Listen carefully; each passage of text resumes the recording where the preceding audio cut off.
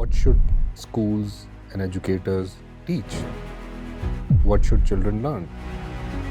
When, skills and capabilities and IQ are readily available, they are living in a very, very tough environment. How do you run a school in such an environment? I don't know. I mean, the boundaries are completely blurred. What we are seeing now is as big as the internet itself, or maybe even bigger. It is perhaps in a few years' time, it would be the same as, say, the electricity. It will be very difficult for you to imagine life without this tech. One of my concerns is people over a period of time is going to become dependent on AI so much that what AI says is taken for granted as correct. But there is a possibility that AI can start, deflecting how you think. Tech will provide for everything except for empathy. The number of children that India has up till 14 years of age is more than the entire population of America. Right. So that's the quantum of student body that we have to achieve. While technology will not replace teachers, teachers who use technology efficiently will replace those who don't. So you have to bring in technology, but use technology as an enabler for this human.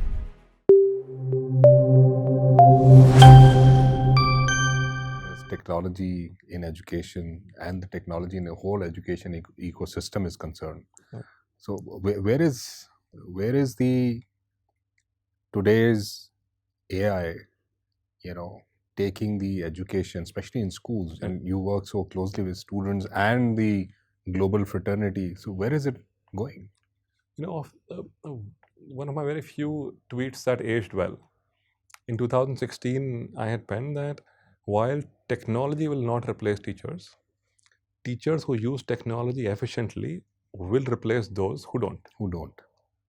Absolutely. And then we saw pandemic, and almost all of a sudden, over a single day, it was only teachers who were able to harness technology, who could go to their students, and everybody else had to wait to learn tech and then be enabled. And this was still the age where you were requiring the human to navigate the journey, or to put that question in front of a child, and or a OMR to be given to a child, or multiple choice questions to be generated by the teacher. Yeah. So the teacher was then sort of navigating the entire journey of a student. What we've seen over the last 1 year is there is a black box. And that Black box. Yeah, isn't it? So you don't really understand that why that prompt gave that response. You're just getting response. You don't know why. So case in point being that you and I on our two separate machines would give the same prompt, and we would get different answers. Because of the history of what we have asked, and Yes. because of who we are. Yes. And there are times when the system is, at least right now, is hallucinating a little and is trying to please you with the answer, is trying to make you sound right. So these are some very, very interesting times for both the teacher and also the student. One thing that has certainly become a center stage is that the availability of options is much more. For the student also, and for the teacher also.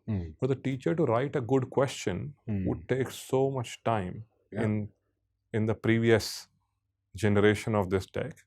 But now the teacher can do a beautiful prompt and say, give me 10 questions and 10 more and 10 more. Stuff that would have otherwise taken her days to construct. Is there a thin line, or do you think that, this is all, non-productive debate? The fact of the matter is you're expected to, from a teacher to give a great prompt around the content and the subject and the topic and the expectation, and you get the job done. See, technology always has had both sides. Yeah, the for and the against guys. Yeah. From the advent of printing press to the radio to the television, every time we were exposed to a new technology, there were critiques of it to say, well, this is the end of humanity.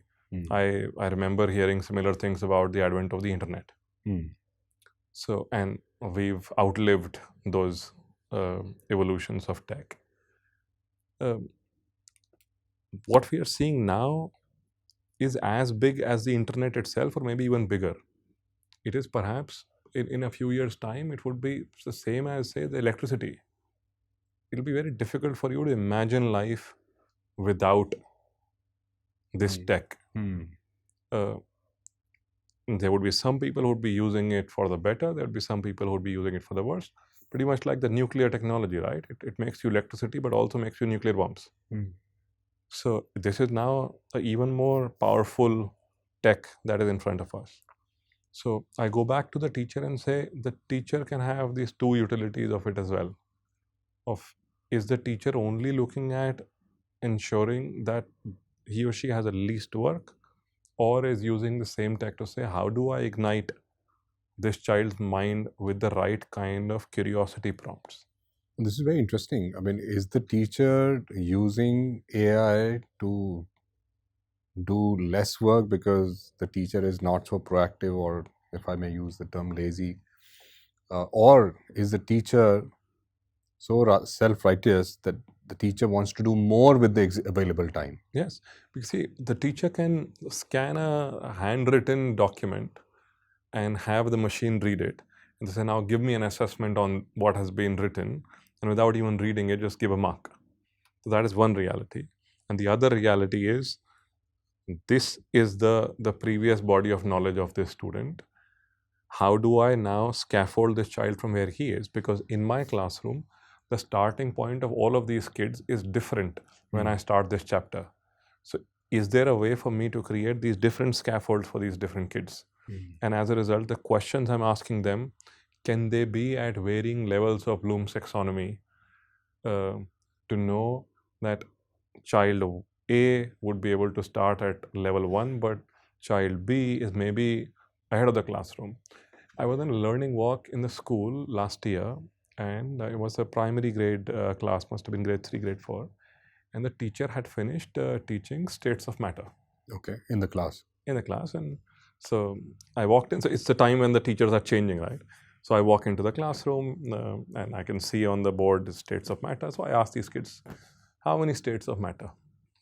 Many kids raise their hand, and one of them, the one who answers, says 4. And now I have to save his self-esteem because I know that there are 3. There is solid, liquid, gas.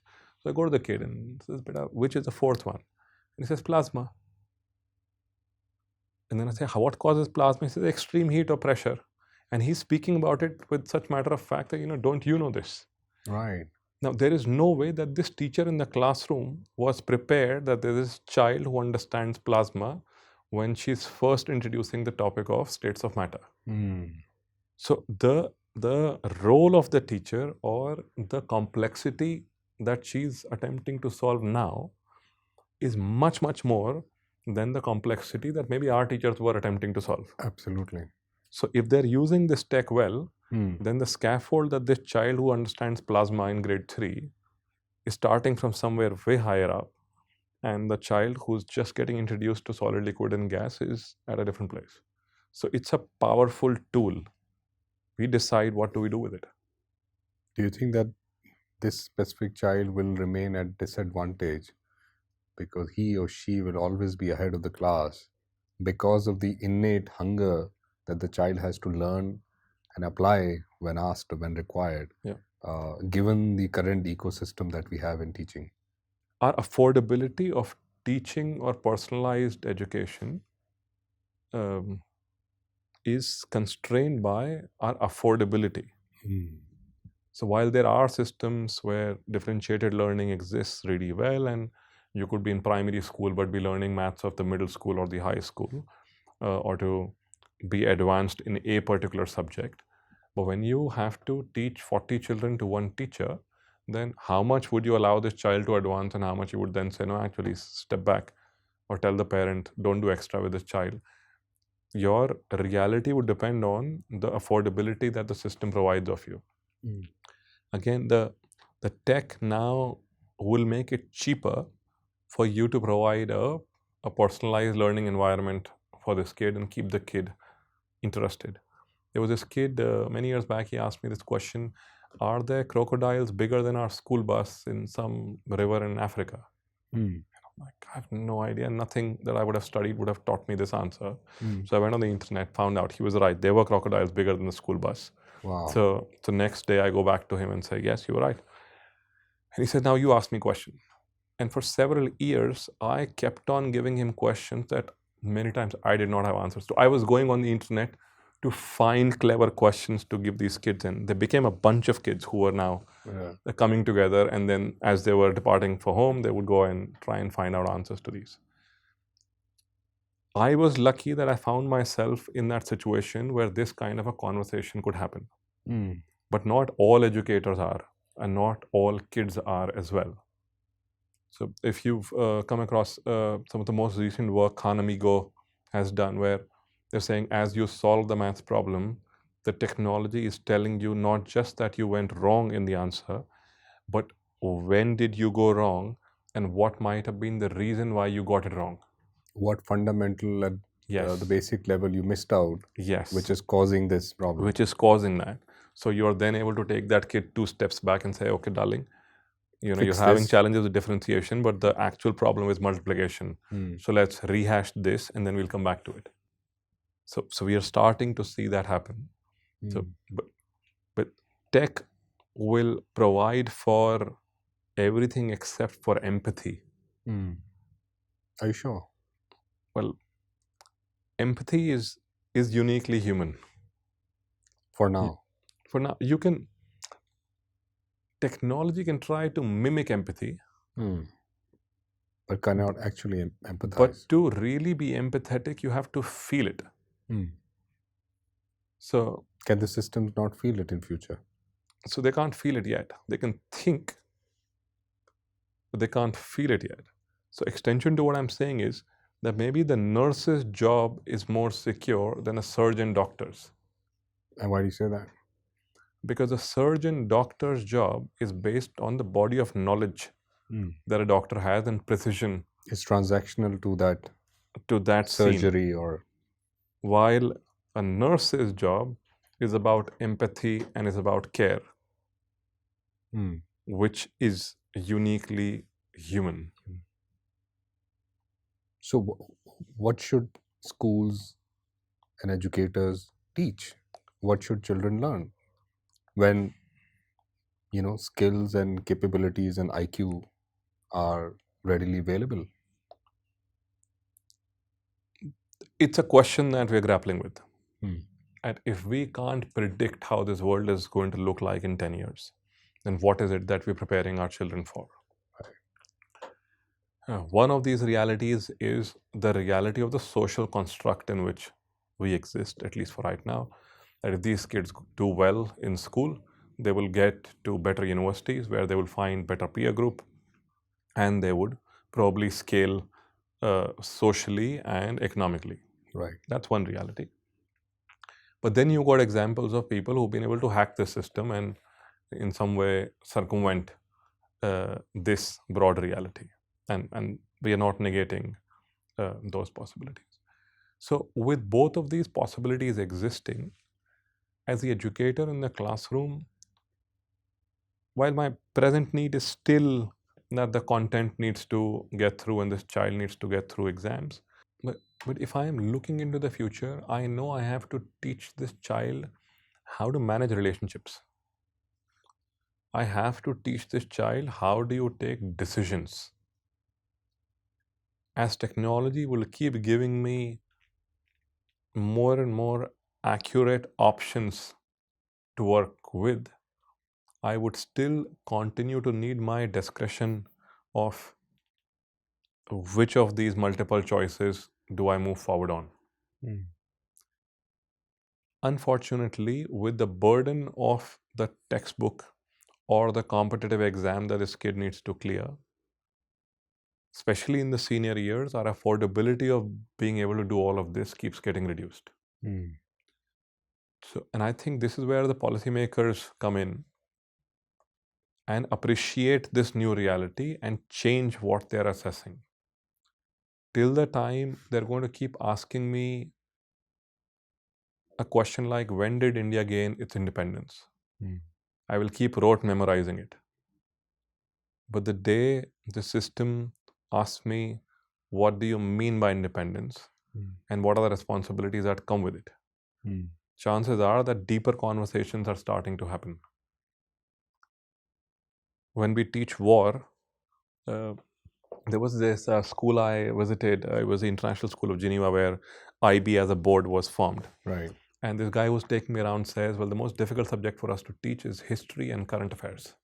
I said, why? There is a GK book, there is a history book. Yeah, These it's are pretty simple factual, subjects yeah. to teach. And he says, no, you see, in Geneva, because it has so many headquarters of international organizations, we have over 150 nationalities in our school. Yeah, what do you teach? Which history? So when you are teaching the Second World War, who was right, who was wrong? So now that we know that there are multiple truths, we as teachers need to educate ourselves about how do we navigate these, and how do we get this kid to navigate this. How do you find out what is real news? Yeah. And how does that impact you? And this is going to get even more complex. And one of my concerns is people over a period of time is going to become dependent on AI so much that what AI says is taken for granted as correct. Yes. As it's getting powerful and better. Hmm. But there is a possibility that AI can start, deflecting how you think, It's already happening. what you support, what you Yes. don't support. Yes. It's like how social media influenced the election outcomes Yes. for many countries. And tomorrow, the answers that you get after your prompt, and if that response is rigged Yes. in favor or against, Yeah. and you accept it as it because Yes. there's no validation required. Akash, have you experienced this, that you ask AI a question, it gives you an answer. Yeah. You know the answer is wrong. Yeah. And then you ask it, are you sure? And it changes the answer. No, I've not tried that. I must. I've experienced this a couple of times. And I'm like, what? I've asked you a factual question. Yeah. And I've asked you to repeat it. yeah. And then I also saw this reel in which this person is saying, you've said sorry, but do you really mean it? So do you feel sorry? And AI is saying, no, but I don't feel anything. So in that case, are you lying? So, and he actually corners AI to say, yes, actually, matter of fact, I was lying. Wow. So we are coming into some very interesting territories. I was reading this researcher who says that using AI, we've been able to find out that elephants have names for each other and they talk. What? Have names for each other. Elephants and they talk. have names for each other and they talk. So we've reached there already. Now let's extend this understanding. If we can understand their talk and we can understand what are the meaning of their words, we can then speak to them. Yeah? Yeah, we can converse with them. Yeah, we can converse with them. If we can converse with them, then we can make them do things we want them to do. And right now, you've already created a lot of jobs just by being able to communicate with animals. And you've also already created a lot of ethical dilemmas of, are you allowed to change their outcomes? Are you allowed to change their migratory paths? Are you allowed to change their system of belief that has evolved over time? And if you can do it, then are you the IT engineer who's writing that algorithm or that prompt? Are you a veterinarian doctor? Are you a sociologist? Are you a historian? Who are you? I don't know. I mean, the boundaries are completely blurred. Yeah. And So crows what do are you the teach? next that they're working on. Of all birds, crows. Crows? Yes. And why is that? Probably they found that they have some sort of a language to speak with each other as well. Unbelievable. So these are very exciting times to be a teacher in the school, because the difference between that child who knows the most and that child who knows the least is not that one of them read the textbook. This one kid might have been so fascinated about an idea that he's been reading and putting in prompts and really going beyond the capability of the teacher. So the teacher needs to understand there are no more custodians of all the knowledge that there is in the world that needs to be given to the child. But they're in some way Which was the case. Which was the case. I mean, teacher is end all. Yes. If the teacher doesn't know, that means the knowledge doesn't exist. If the teacher Yes. knows it, and that's the correct one when he or she says. Exactly. So we need to mentally rejig ourselves. So if you were to look at it, and I'm sure you experience on a day-to-day basis, I mean, Nehru World School it's been 2 decades that the system has evolved from what it was and what it is, and where it is going. Yeah. So how do you keep your teachers calm? Because it can be very, very intimidating for teachers Yes. to enter in a classroom and get stumped Yes. by something of class third kid has to say, or handed over a technology which he or she has never had an experience of use it, or maybe facilitate using that. Yeah. So I mean, compared to our times, they are living in a very, very tough environment. Yes. And while they're doing this, Yeah. things are changing at a lightning speed. They have to keep themselves abreast of what's happening. How do you run a school in such an environment? I believe the answer to that would possibly come to the culture of the organization, where our acceptance of we don't know everything and allowance for a teacher to have a straight face and answer to the child. That's a brilliant question, but I have no idea what the answer to this is. Let's both find out. And I'm seeing this as a very common thought process with most educators, that they accepting not knowing, Yes.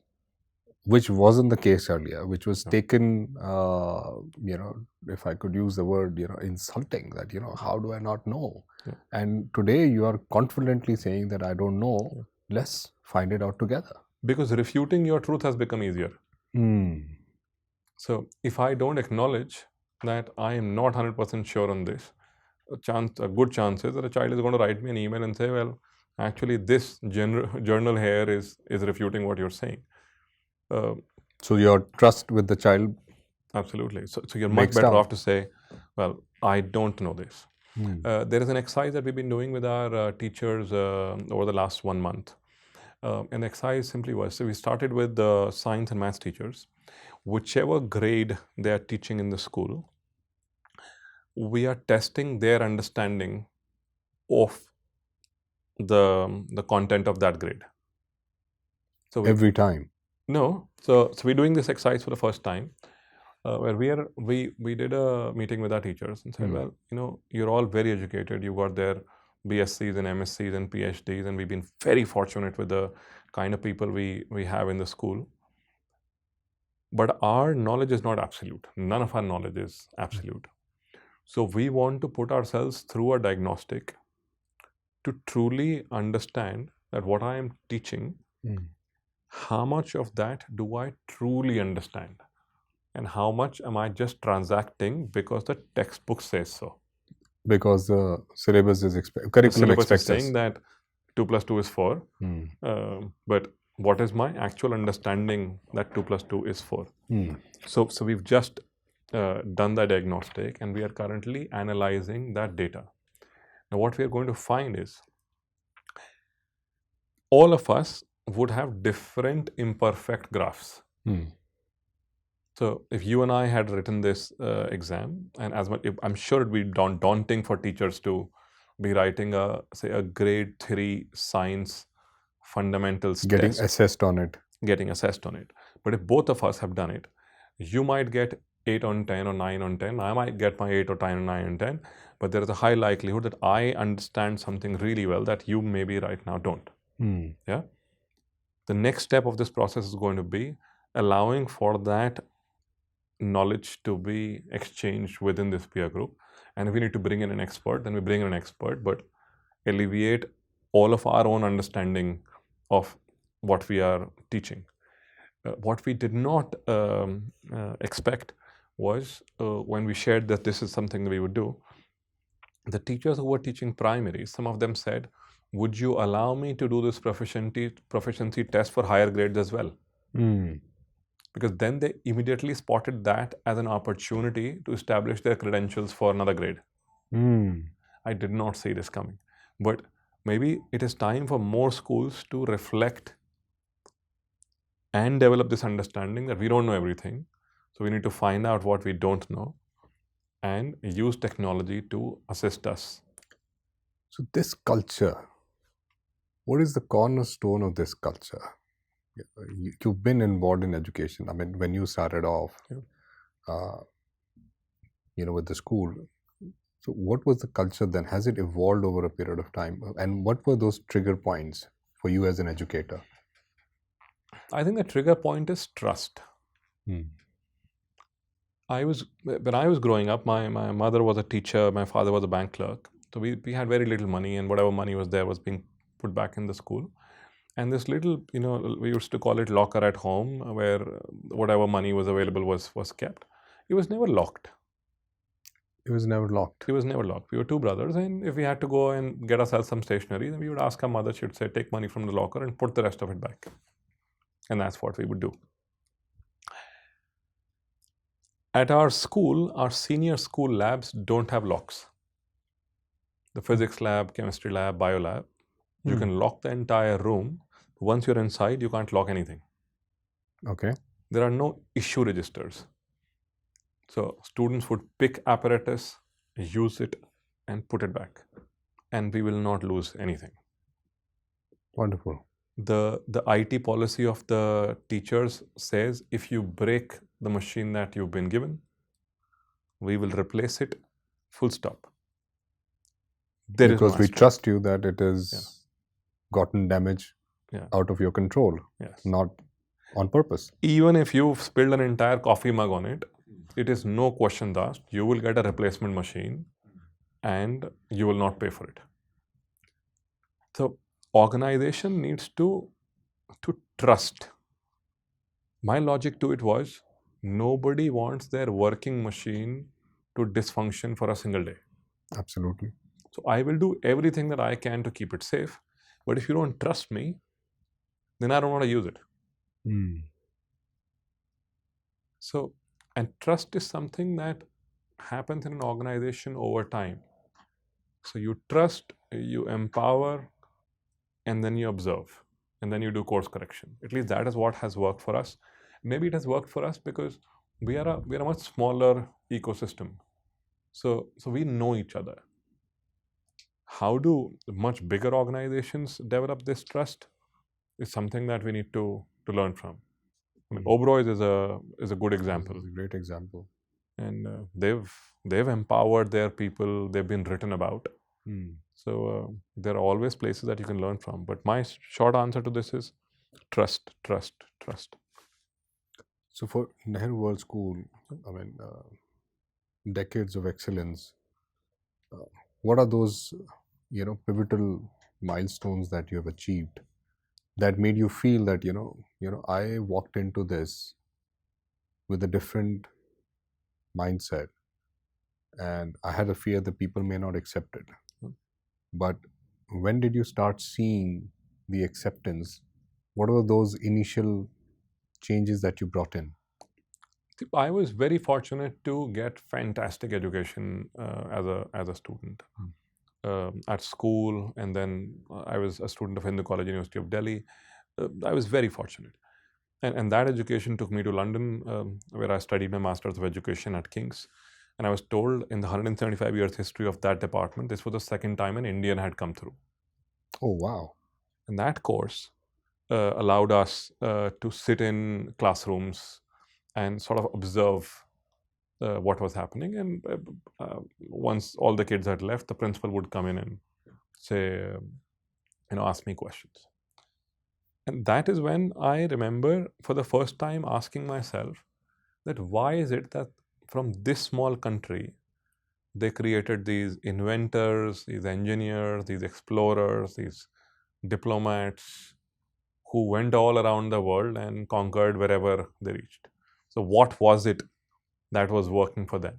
I mean, I agree that it's not all hunky-dory right now, but it has worked for them. And my favorite example of all of these is this one school in central London, and they were taking a rescue boat. They were doing the drill, to which I said, why? And the gentleman says, well, when the Titanic sank, this conversation is happening in 2004. Titanic has sunk before 1920. When the Titanic sank, we did an audit and realized that the sailors on board were inadequately trained for rescue at high sea. So 8 schools were made in all of England with the vision that if ever a Titanic were to sink again, this time we will save all humans. We are one of them. And as the technology of boats, the rescue boats changes, our drill changes. And to me, there is learning there to say, I will make one mistake once, and then I will create a culture that mistake will not be made again. So I think over the last decade, we've attempted to acknowledge the mistake that has been created, to give everybody in the system this belief that if I acknowledge, raise my hand and say, I messed up, I will not have repercussions. And that allows all of us to learn from that one mistake. So all of us don't have to do it. So that, I think, would be one big thing. And second would be this understanding. And there were people who said, well, the school is in Ghaziabad, and even in Ghaziabad, it is not in a posh area. What you're attempting to do, there won't be takers for it. No, there would be no takers for it. Somebody actually came to my father and says, your son will shut this school down. This is nonsense. And I was really fortunate that the family supported and rallied behind what we were attempting to do. But we were not in a rush. In the first year, we changed what we were doing in one nursery classroom and called it Healthy Planet. This was 2007. Now, Healthy Planet was relooking the manner in which it understood how learning takes place. And it was dissatisfied with its current understanding of how learning takes place. Healthy Planet is now, almost an adult in itself, and is still dissatisfied with how learning takes place. And it now we have a learning lab in the school. Learning lab? Yeah, we have a learning lab in the school in which we house the body of knowledge that we curate. And your IP? It's an IP which is open for all. It's open for all. Okay. So we host a lot of schools on our campus every year, and allow schools to shadow our classrooms and answer questions. In some ways, I find myself sitting in that session answering as to why those rescue boats exist. When those questions come to us, that why do we do this like this? So that understanding, I think, so these two will perhaps be the big chunks of where we are on our learning journey and why we are dissatisfied with where we are on our learning journey. I think the day we get satisfied would probably be the end of it. Is that what has taken Nehru World School to be recognized as the school of eminence? A difficult question. Any rating framework for an educational establishment is attempting to solve a very complex question of what makes an educational establishment a great educational establishment. So I'm giving you my answer and not so much the answer of the frameworks of what they're looking for. My answer is that it is A, the culture, B, the trust, and C, this understanding that there have to be better ways of us, for us to solve this. And if there is a child who's struggling with understanding, then we need to dig deeper and say, how do I help this child out? So I had alluded to us doing a diagnostic for the teachers. We are starting to do a similar sort of diagnostic for our students as well. So for the last 3 years, our exit exam results for grade 12 boards were at over 90% as a school average, which would probably be amongst the top 10, top 20 institutions. Significantly high. Yeah. So, and when you're climbing stairs up, you're not as reflective as when you stumble. So in this results, we stumbled by a percentage point, and now we wanted to find out what can we do to get back.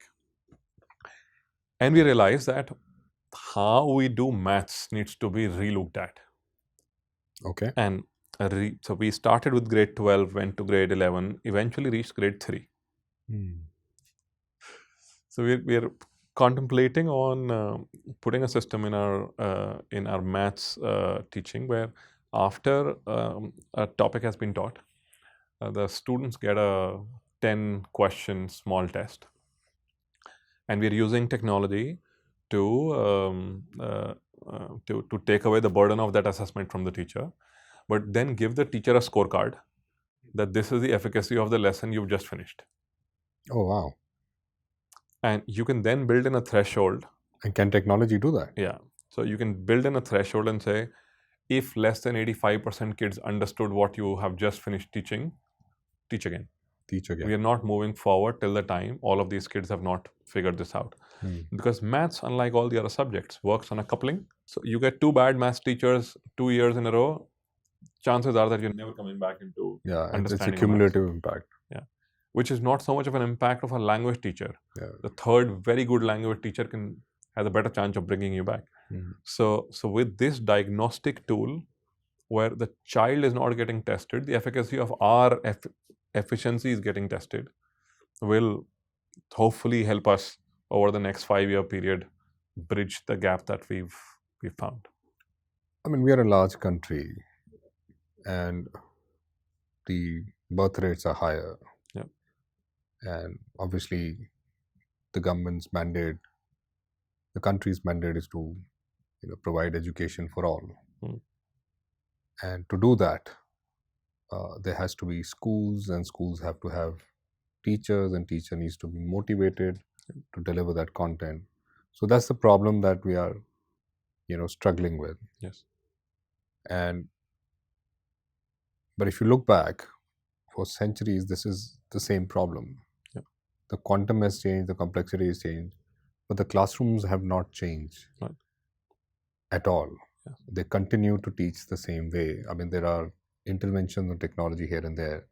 Do you think that fundamentally something innovative has to be done there? We have to also be appreciative of the challenge the policymaker faces. Let us not allow ourselves to forget that in 1947, when we got our independence, we were about 2.5% literacy. We are at 78% now. And this is the mission of change, of making world's largest population-based literate. So to say that nothing has happened would probably be, it'll not be right. 78% of are now literate. The number of children that India has up till 14 years of age is more than the entire population of America. Right. That's a quantum of student body that we have to educate. But within that, the size of the problem that we have to solve. The size of the problem, the magnitude of the problem. Yeah. Now, in this problem, there are children who are, say, studying at Ekal Vidyalayas, where there is one teacher for 8 classrooms. Right.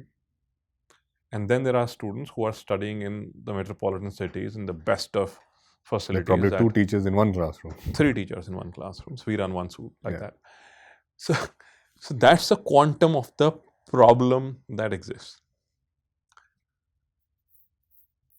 And there is not going to be one single solution to it. If that was the case, we have very able administrators and they would have done it. They would have figured this out. So it's a complex problem to solve, and we will need different tools to solve it.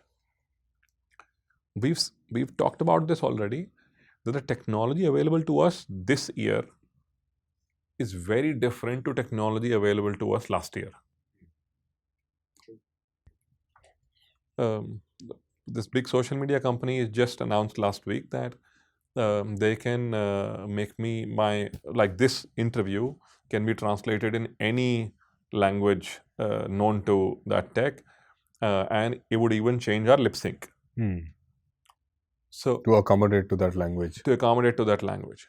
So now, extension of this is, imagine a tribal child learning quantum physics in that tribal language, in that accent. Wow. Now, while it might be very difficult to put a human with that understanding of quantum physics in that tribal area, there is maybe a use case where there is a device that is able to do this, and then there is an able teacher who's able to do classroom management.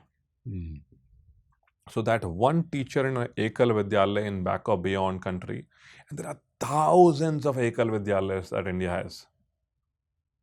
that one person is actually able to navigate these 8 different year groups.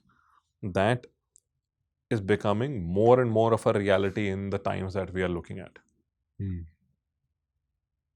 And do you think we will reach a solution, or we will always be in a catch-up? I'm very optimistic that we'll reach a solution. Mm-hmm. And this is a country that would be a country where no child would be left behind. Mm-hmm. Because we are not a manufacturing economy. We are now actively a services economy. And for us to be a services economy and from here go to a knowledge economy, we have to enable our students much better. So one reality for us is that we enable our students better, and the other reality is if we don't, then we are facing anarchy. So this has to be the most important problem that gets solved. I'm happy to see that at least in some states, elections are being fought on the topic of education and healthcare. Because that is when you become truly a welfare Which was state. earlier based on, freebies. On freebies on the or manifesto. other things that are not really helping the child who's looking towards the adult and the caregiver to say, you will do everything in your best capacity. Hypothetically, what we are aiming Yeah. doesn't get delivered. Yes. So what kind of India are we looking at? Oh, we are looking at a very difficult India if we are not able to deliver on the promise that we must make to this young generation. Imagine 1/3 of your citizen base as disillusioned and unemployed. It's going to be a very difficult country to govern. And we would not just, in that reality, we were not just going to be a problem for us, but for the problem for an entire world. So it's absolutely a responsibility that... So problem is not important, it's damn urgent. It is urgent. It is the only reality. To put all of our best brains to solve it is the only reality. And if you read the new national education policy, it's a beautifully crafted document, and the NCF that follows it, which talks about how would this get transacted, is a step in the right direction as well. So now we are very keenly waiting to see how state governments prioritize this changed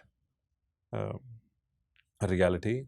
And I would go on a limb and say we are already having a need to relook at our national education policy in a post-AI world. Absolutely, because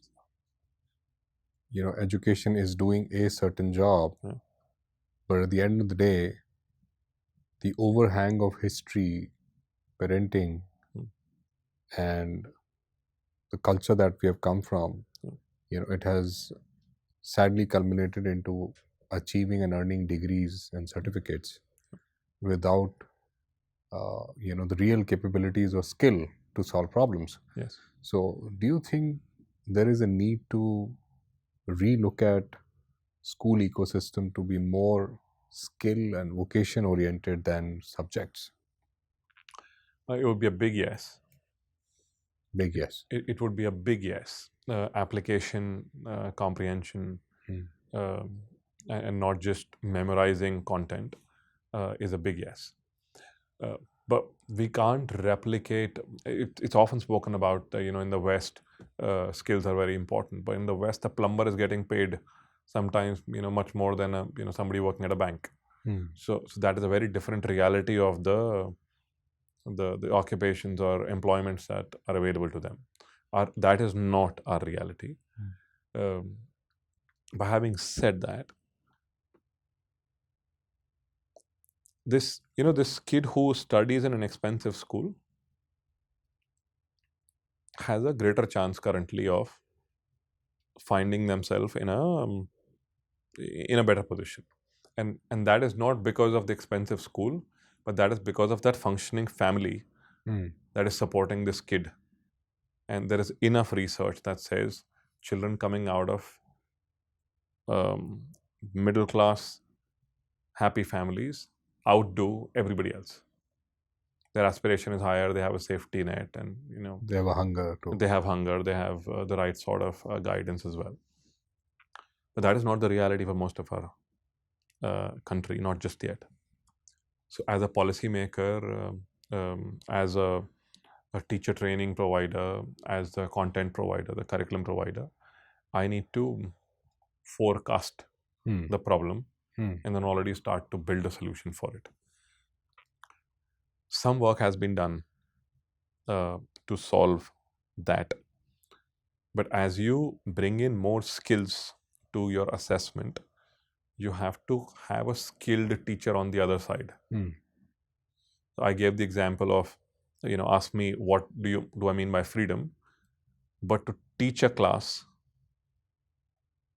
and be able to navigate this discussion of what it means to have freedom and how from there you get constitutional rights and duties. Far more evolved teachers. Far more evolved teacher. So it's a cat and the mouse game. Yeah. So you have to bring in technology, but use technology as an enabler for this human. And only then will this get fixed, not as a replacement to the human. We've seen a lot of edtech companies come in where they came with the promise that the teacher is not needed, and then nothing much happened of them. So enable the teacher with the right kind of tech tool and look at technology as an enabler where you are constantly asking yourself, what is it which makes us uniquely human, and how do we teach our children to that reality? And you as an organization, as an educator, have been a front runner in bringing a lot of innovations, technology, be it startup superstars, math around me, some of these initiatives. So the idea is to, goes back to binding to the culture that you want to draw in, or, these are, you say interventions needed to, bring the school to a certain level. Of the two things that you've talked about, I'll give you rationales to both of them. So Startup Superstars is a entrepreneurship initiative where every child from grade 1 has to come up with a business idea. Of course, for the grade 1 child, the parent is feeding in the idea. They come in, they talk about their idea, and the class gets together, and the school funds the classroom 20,000 rupees. So that's their startup capital. And now they have to run their business. By the time these kids are coming into primary school, they've figured this out. They've run businesses with real money. They've now got a good hang of how a business runs. This year, there were these kids who caught me in the... I'm often found in the school corridors. That's a lot of kids find me there. So these kids were selling a cap. Must have been grade 4, grade 5 kids. They had painted it and everything, and they were trying to make a sale. And I said, no, you hand painted it. This color will run as soon as it gets wet, and my clothes are going to get dirty. I will not buy. So I move on. They catch up with me another 5-10 minutes later. This time the cap is wet. It is dripping with water. They again give it to me in my hand and say, see, nothing happens to our colors don't run. Nothing I would have taught them in a book would have led to that sort of problem solving. I have countless other examples where these kids are learning problem solving. So yes, one objective is that they would understand that they can run a business, they can be a job creator, businesses are possible. But they would also understand how do you work with each other when the entire classroom becomes one business unit and you don't agree with your business partner. How do you then resolve that difference? When your business does not make money, how do you look around and say what else is selling and then change the focus of your business? All of these realities that are realities of any startup founders, we are hoping that these kids would have figured out over the 14 times they would have run businesses in school. Interestingly, every time a fashion-based business makes most money. So whoever starts to sell any kind of jewelry makes most money. But in our case, they have to make that jewelry. They can't just trade that jewelry. Right. So that's Startup Superstars. Maths Around Me was an initiative that we started in the pandemic. We wanted it to become cool to talk about maths. Bring maths in everyday conversation. Bring maths in everyday conversations. And we wanted to take the thought of you're a nerd if you're talking maths. That was the basic objective. We knew social media is something that children are gravitated towards. So we said, make a 1-minute video. Tell us how you see math around yourself. And we've seen hundreds of schools sending entries, thousands of entries coming in every year. of children finding maths Yeah. relevant. And as a result, those conversations in the classrooms are changing. I have seen children on basketball court doing projectile with that basketball and talking about the maths of it and how you can solve with maths, and that at what angle will this ball go from here and it will short going. Yeah. So we're attempting to find new tools to solve previously unsolvable. There are still a lot of unsolvables. There are still children who come to grade 11 science and struggle, even though they've done really well with their grade 10 science. And it's an unsolved for us. Why are so many of these kids stumbling? So we're actively looking at that solution. So I think all systems are work in progress. So there are so many such initiatives that beautifully aligns with the overall, I would say, tinkering with the learning objectives of the children. But there is as much time. I mean, more often than not, the school is constricted by the number of hours of engagement or interaction that they're limited to with the child. And you want to do so much, but you have to balance your academic outcomes. So how do you balance it? You have to manage your time really well, but it's doable. It's doable. It's doable. It's doable when your teachers are enabled and when you as a school management understand that the magic is happening in the classroom. Often school managements don't spend money on training of teachers. For they fear, what happens if I train and the teacher leaves? The bigger question is, imagine a scenario you don't train and the teacher stays. You keep teaching wrong. I keep teaching wrong. So I think I say this for all of us, and I consider myself as an educator first, and I love getting into classrooms. If you have a more efficient teacher in the classroom, then you have time for everything.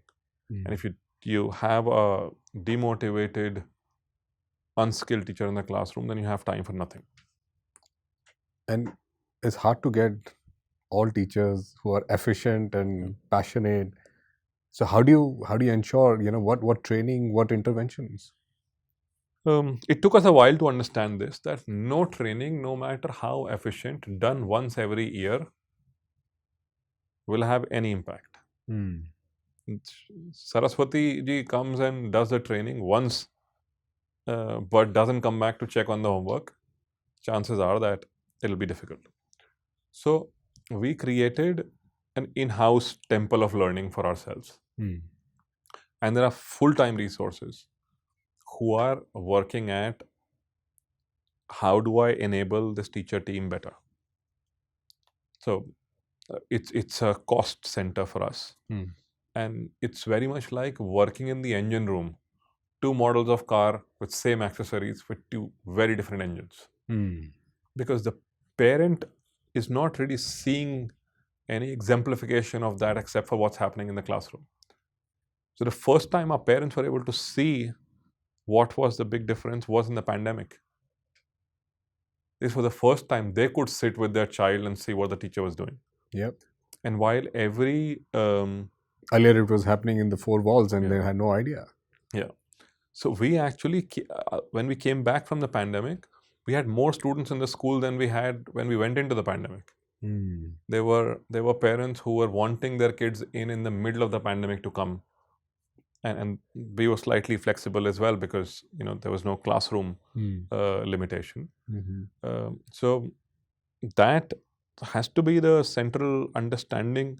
It is not the 5,000 rupee a square foot marble in your reception that is going to make a big difference, but it is the enablement and the excitement of the teacher and the culture that the teacher represents that is going to make a big difference. So managements across the world of schools need to understand this, invest in the teacher, trust the teacher, empower the teacher, and create a culture of learning that in an offline medium is the solution. And wherever technology is an enabler, use it as an enabler and not a replacer of talent. So I've seen, your school has spaces created specifically for certain type of learning. So do you think infrastructure has to work like a jigsaw puzzle with the academic outcome expectation? All of us have three teachers. The first teacher is the adult in our life. the parents, the teachers, the other adults. So we learn a lot from them. That's how we learn our mother tongue or other things. How do you do things? The second teachers are the children around us, our peer group. We learned a lot from our friends. And third teacher is the environment. Where am I growing up in? Now, blessed are those for whom all three of them are working. But that number would probably be marginal. Very little. So I would use infrastructure to enable learning when I can afford to do it. But that is not me saying that it can't be done without.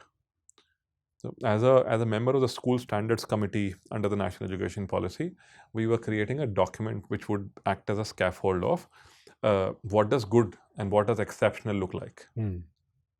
So we had to make the baseline of what qualifies as a school or what qualifies as a learning unit. And when my turn came, I said, well, a teacher, a toilet, and drinking water is a school. And the person next to me says, well, are you going to wait for sanitation before education can come in? I'm like, well, I didn't think this through. Just the teacher. Just the teacher. We are, 1/4 of the world approximately. And there are places where development hasn't reached yet. So in that case, I would just say, just that adult, the first teacher, I would empower that. If I can scaffold all three of these teachers, the adult, the peer group, and the environment, then I would scaffold all three of them. Because the more I can do, the better it is. And because people are working in different contexts, and if we are an open system, Elon Musk is a good example. All of his IP is out in the open, where he's saying, learn whatever you want to learn from this. So the learning lab that we have at school is saying very similar things, to say, we are an open system. To all other schools to come and see. Something might work for one school, something else might work for some other. But in the last 12 months, across our two campuses, I think we would have hosted maybe 380, 390 schools. In 12 months? In 12 months. Wow. That is amazing. We now have a counter. Every time a new school comes in, we ask them to rub the previous counter, and the counter moves forward. This is like 3 schools visiting every day, pretty much. Yes. So we have very active school visits. And as initially there were some schools who came posing as a parent, and as I was going around the school, I'm like, your questions tell me that you work in education. And they were like, yeah, we run a school. I said, in that case, if you have time, then I'm going to take 2 more hours to do this same round. Yeah. Because now I understand that you can truly reflect on what's happening in this environment. And so now we have a proper system. We ask them, what's the purpose of your visit? What's your basic inquiry? What's your secondary inquiry? And so if anybody who's listening to this conversation and would like to come in, we are an open system. And while you're doing all the initiatives, you've been a big proponent of Cambridge curriculum, and you've been part of their advisory team as well. So is Indian curriculum redundant and not equipped enough for the times that we live in and we're going to enter into? Or these are different kind of curriculums driven towards same outcome? Oh, long answer question. I'll try to give you a short answer to this. The Indian curriculum and the Indian assessment system has to be mindful of the spectrum in which this learner is getting this knowledge. Right. A curriculum that is coming from Cambridge is maybe doesn't have that child at the bottom of the pyramid, that low in the pyramid. So all these curriculums that are coming from the knowledge economy, where these countries are in the business of exporting knowledge, are geared towards making their child think deeper, ask a better question, and then find an even better answer. That's the premise on which they are built. So Cambridge curriculum coming from University of Cambridge which as a university has 191 Nobel Prizes, is gearing towards how will this learner ask a better question. The aspiration of the Indian curriculums is also very similar, because we also want to be a wish guru. We want to export knowledge around the world. But that aspiration cannot forget the reality of a large chunk of our population, where at best the access is to a 2-year-old book. So, not all of our questions can be thinking questions. Some of them will continue to stay fact-based questions. So, children can move up, and we don't lose children in the middle of their school journey. We don't have dropouts. The reason why there is no child will be failing a grade till grade 8 is to ensure that no child is dropping out of school. And then grade 9 and 10 is when it's a steeper growth. So the aspiration of what the Cambridge framework would look like, or what the national education framework would look like, they're very similar documents in their aspiration. But in application, we are living two different realities, and we need to be mindful of that. And there's always been that student goes to the school. Will the school start going to the child? Oh yes, schools are already coming to kids. There Fully. are online-only schools that we are starting But to see. do you think that's an arrangement, or that's a very promising replacement or an alternative? We will see a hybrid emerging very soon. There was a conversation I had with a philanthropist who had set up a school in a tier 3 town and is now struggling with a teacher. And says, I can't get an English teacher, I can't get a science teacher, I can't get a math teacher. And his question to me was, can somebody teach my children over the internet? That is still teaching online to a school where the students congregate. Yeah. What I'm trying to, inquire into is, the students are at home, and every day morning the schools come to them through a device. Through a device. Yeah. I think that reality is also starting to be quite clear. Okay. And there are examples. And this is not for the first time this is happening in India. Yeah, homeschooling has been there. Homeschooling has been there. The National Institute of Open Schooling has been there. Which has allowed children to learn at their own pace. So it was a different format in which it existed. Now it is becoming a technology-enabled format in which it's existing. Khan Academy gives examples of war-torn areas where no schools have been working for the longest time, and their Starlink is the only source of data, and these systems are running schools there, and kids are progressing through grade levels. So technology is already existing. Very often I hear from parents who in our school where they are in government jobs. So while Ghaziabad or Noida have better schools or better teachers, sometimes when they get posted in far-flung districts where schools are not as enabled, the question is, how do I now solve this? So for them, these realities of a couple of hours of an online tutoring is already becoming a reality. So I think more and more we would start to see technology filling in these gaps. Absolutely. Yes. And education in India has always been, a subject that has prospered because of philanthropy and the philanthropic mindsets of people who set it up. Yeah. But a lot of people have misused it. And do you think that there is a policy change required to formalize the penetration of good effort and good money into this complex problem, or it should remain a state subject? India needs as many schools as it can get, and India needs as many teachers as it can get. And thus, India should create an environment that is motivating for more schools to be set up and more teachers to join teaching profession. If you ask grade 12 students, what do they want to become? High likelihood that nobody wants to be a teacher because it's not as well paying or considered as well paying as being a doctor or being an engineer or a chartered accountant, or there are several others. So either the government pumps in this money and starts paying all teachers the kind of salaries that best of talents come into education. Singapore government did this, and we see how while they came out of Malaysia, where Singapore is and where Malaysia is.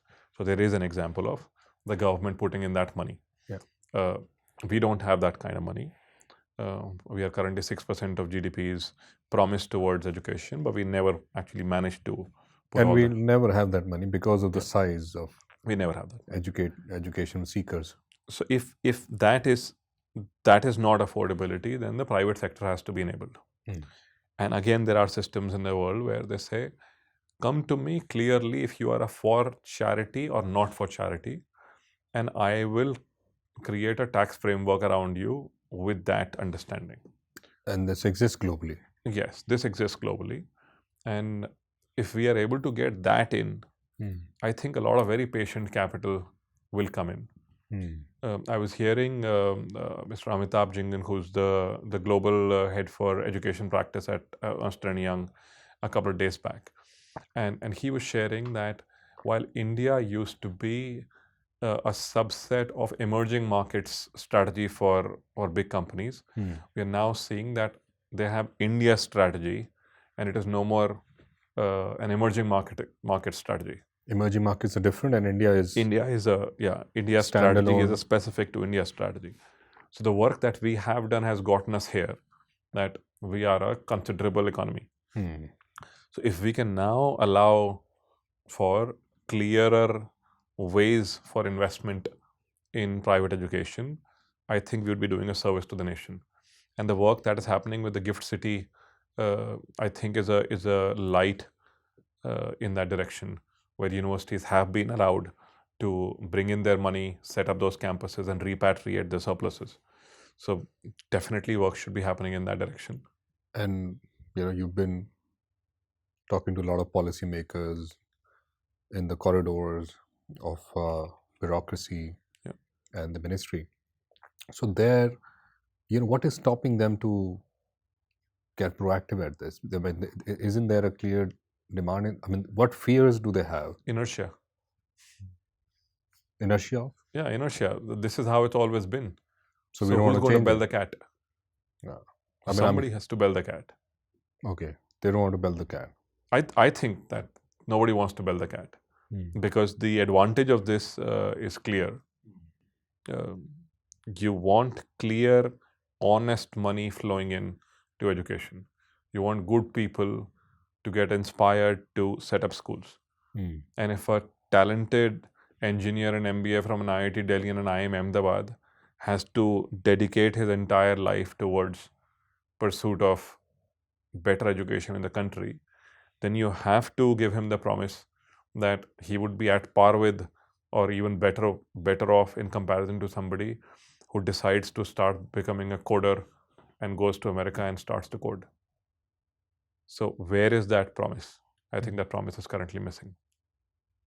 And in terms of the people who have made certain amount of success and inroads with their own personal money and personal efforts, is there a organization or a movement that is pushing the people in the corridors? See, it's very interesting that if you are a education technology company, you can be a private limited. If you're a coaching center, you can be private limited. If you're anybody except for a school, you can be a private limited, and you can give dividends to your shareholders, and you can go to the market and find yourself money. Yeah. But just in case, if you've taken an affiliation from an education board, now none of that is available to you. You're a society or a trust. You're a society or a trust or a Section 8 company, and most of these avenues dry up. There is no valuation. Why? This is the section of the education which has most takers. So why would we not empower them? And let us not forget that schools are not just teaching children how to learn those subjects. They're teaching children how to be humans. Yep. It takes a school to make the world, one school at a time. Yeah. So you want to create an environment which is enabling for schools. So if I have this as the the place I would want to, say from this medium, that we need to have patient capital coming in as simpler structures to set up schools and to repatriate surpluses for whoever has invested in it. And do you think India has enough control and overseeing systems that can ensure the money deployed is used correctly, and the right to education is not misled? We are the world's largest functioning democracy Mm. in terms of the number of people. We are the world's largest functioning democracy. Our elections every time are more fair than the previous version of our elections. Mm. So I have reasons to believe that if there are missteps in this, then we would be in the right place to have course correction. So this very system that has gotten us till here, I have belief in it, that it can take us to the next step. But if we have to be the Vishwa Guru that our aspiration is to be, then we need to motivate people to set up more schools. And not everybody is going to do it for charity. Is there a model outside that exists that has gone through this journey that India is so wanting to get on? Oh, several. One of the most recent ones would probably be Dubai, which is Yeah. closest to us, where they have the cost of land to a charitable institution is very different to a Company. to a company, and the taxation on that money is different as well. Mm. And those two worlds exist. So there is nothing stopping us from existing in such a format. In fact, one should be thinking of the kind of tax revenue that the country would start to get if such a structure existed. So you're giving that entrepreneur a choice, that does he want to do a charity or a company structure. True. And entrepreneurship within the education space. Yeah. Do you think that has grown over the years, or there are many other opportunities that still keep people excited and away from this very important sector? I've seen some very talented people come in, Mm-hmm. but I've also seen people moaning about the fact that this is all I know how to do, but I don't want to increase my problem by doing more of it. Because I'll be loaded with more. Yeah, because I'd be loaded with more problems and more structures. So those conversations are quite common. Mm. And while I've seen some fantastic young people come in and attempt to solve it, or to create structures which are above the law. But I think it can be made simpler, and people should listen in and allow for this option to exist. And you've spoken about the changes at the ground level that you've done in the school, and as part of the Arise and other organization that you're part of, you've tried to take that cause forward. So there's always been a challenge around empowering the front line, which is your teachers. Yes. So that has been a significant turn for you. So this is a problem which most people face, because most of the empowerment remains with the guys who are making the policy, but they're hardly interacting with the consumer. And the people who are interacting with the consumer, they don't have an authority. So how did you bridge that gap? I know you spend a lot of time in the corridors of the school, but in your absence, how do they take decisions? Oh, I think we are a very small ecosystem. But my learning came from my time in the classroom. And while I was teaching, I was taking substitutions, I was coaching the basketball team or taking them on a picnic or a tour. So a lot of my learning came firsthand, and I think that sort of made me a bit more empathetic towards the challenges that a teacher is facing, and thus creating that construct to say there is support available, and we are going to handhold and acknowledge, and if nothing else, we would at least be an understanding ecosystem. When people who've never stepped inside a classroom make policy for a classroom, there are chances that they would make a policy that doesn't work Or doesn't bring the fruits that they're expecting it to. The psychiatrist was telling me that the psychiatrists have a new policy that they're governed with, in which the patient has to agree to the medicine that the patient needs.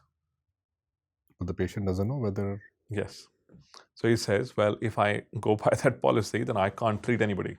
Yeah. And interestingly, nobody on that committee was a psychiatrist that came up with that policy. Interesting. So we need more people who've got understanding of the problem that is getting solved. NCRT has to step in, and it often does. Arise steps in. There are times when Arise has done model codes. It has written documents to say, this might make more sense. This is coming from people who on the ground are solving these challenges. Why don't you have a look? And we've seen being invited to state governments, to central governments, and that word has been heard. So this public-private partnership with the right intent, our country needs much, much more, rather than some people who believe that they are stem cells and then they can write a policy for anything.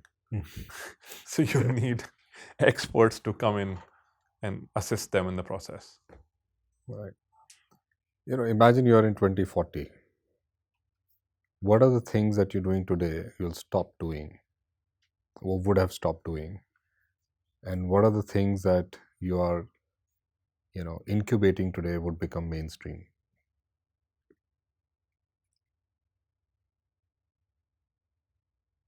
I think technology and devices would be much more part of our realities than the devices that we currently have. So we would be powered by, and the resistance that we have in education of technology will go down as well. Currently, we don't allow children to bring their own devices.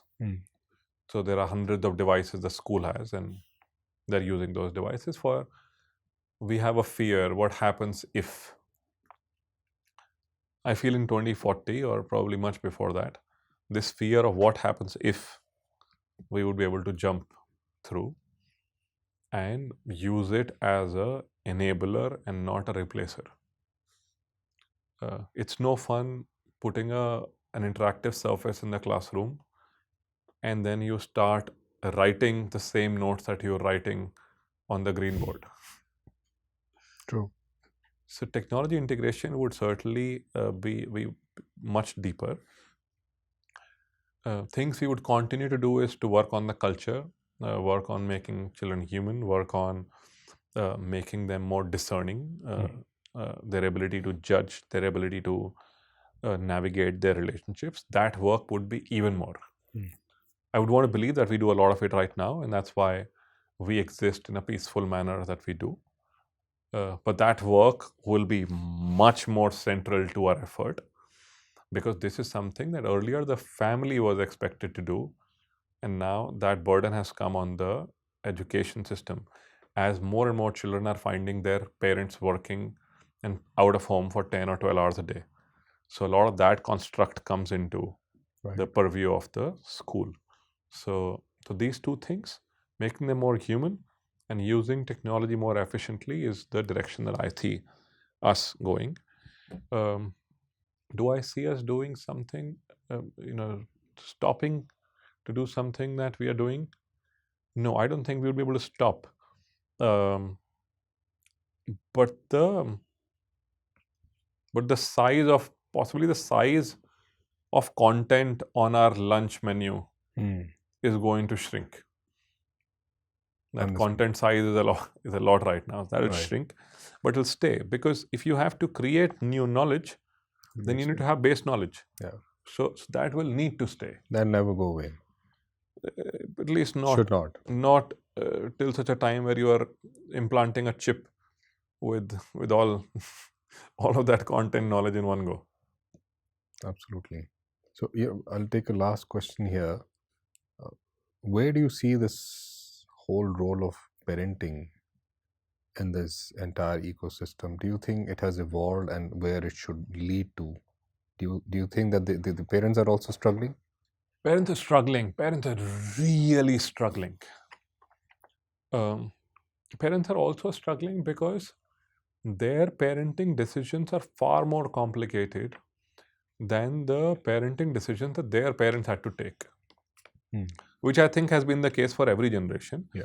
But just the rate of change is now so much faster that our current parent is feeling this gap the most. So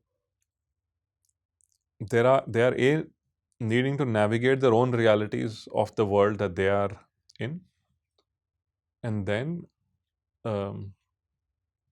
this completely different domain that the child is in. I've said this often, that when you and I were students, at least for me, the rule was, my mother would say, when the street lights come on, you come back home. And now the outside world was out of home. Now when this child comes back home, if the child goes out and is not playing football on the computer or on the phone, if the child has gone out, when the child comes back in, the world comes back with the child. Yeah. And our current parent body is not geared To handle that. So they're struggling. And for the struggle to be lesser struggle, school ecosystems will need to become ecosystems where the parent is a part of the solution. And there is an element of trust that exists between the parent and the teacher and that child. And school leaders will need to focus on this. And parents would need to be more trusting as well. So when my child says that something wrong happened at school, I can have two sorts of reactions to it. One can be, I will come to your school tomorrow and I will see all of them and put them to task. A second could be, okay, tell me more about this. And there has to be more to this. Fine, I will come to your school tomorrow and understand what was the matter and how can we assist you in that process. Right. And there are both sets of these parents. I have seen children whose parents trust their schools more do better than those who don't. That's a clear sign. That's a clear differentiation there. There's a very clear differentiation, because you see, as soon as the child says my teacher was wrong, and you, without giving that teacher benefit of doubt that this is a human who comes from home to teach your child and do the very best that their capacity allows for your child, you announce a verdict and consider You've in judged your the brain. teacher already by one conversation. Now the next day your child is going to that classroom, the child is going as a judge of the teacher and not as a learner. So there is a guard in front for learning. Yes. So the parents need to understand this, and it's more complicated than it is appearing in this two dimensions that I'm speaking about it. Look at this. When the parent sends a child, a 3-year-old, to school, the parent has absolute trust on the school, and that's why that child is in that school and not in the 500 other schools of the city. Correct. And over time, now if the parent is not trusting the school, then something went wrong in that journey. Some data points have come to you which has changed that perception. Yes. So the schools must not point the finger only at the parent. They should be reflective on why did this happen, and as a result change the mannerism in which these conversations are happening, or how open they are to parents. Very often I've seen school leaders don't share direct communication points to the parents. Very unlikely that a school principal's telephone number is available to the parent body. And I often say, that person gave you their child. They don't have anything more precious to give. Yeah. And you can't give your telephone number. So who is being distrusting in this relationship? Yeah. So both the parents and the schools need to to have a wake up call and say, this will only work if we are on the same page and we can trust each other. Right. And it's only then we can even attempt to navigate this world that our children are going through. Oh, that's amazing. I mean, the point that you mentioned, when the parent gives the most precious thing that they have, Yeah. and you're not open to give your number so that they can freely communicate or Yes. share their concerns. I think point well taken there. But tell me, for the people who are listening, a lot of them would be school owners, Yeah. Prospective school educators, and parents. So any final message for them? It's a fantastic profession to be in. It brings you such joy. If I were to take a decision again as a 22-year-old, I would do this again. You would do this again? I would do this again. I would probably do this a little better if I had all the learning that I have over the last 20 years. There is so much I now know that I don't know. Yeah. But I would totally do it again. Fantastic. So thank you so much, Arunabh, for taking out your time and sharing your experiences and journey. Thank you for your invitation. Fantastic conversation. Thank you. Absolute delight.